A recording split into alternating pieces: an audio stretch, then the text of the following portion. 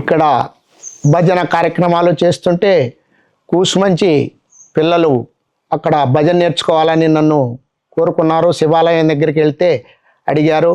వాళ్ళకి నేను ఒక 6 నెలల పాటు మన భజన కార్యక్రమాలు నేర్పించాను. వాళ్ళని తిరుపతి తీసుకెళ్ళాను, పుట్టపర్తి తీసుకెళ్ళాను.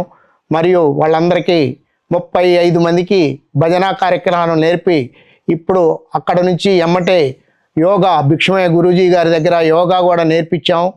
తర్వాత మళ్ళీ 9 నుంచి 11 సంవత్సరాల లోపు ఆడపిల్లలకు మగపిల్లలకు కోలాటం 150 మందికి నేర్పించాం.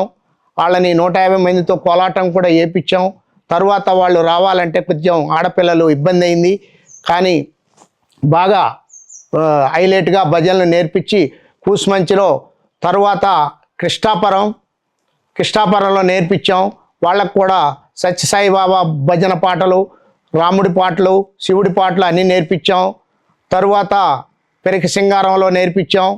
తర్వాత జక్కెపల్లి, తర్వాత సనుపెల్లి, మరియు మాదారం, మరి మునిగెపల్లి, కేశవాపురం, ఇట్లా చాలా గ్రామాలకు నేను ఎప్పుడు భజన నేర్పించడానికి వెళ్ళేవాడిని.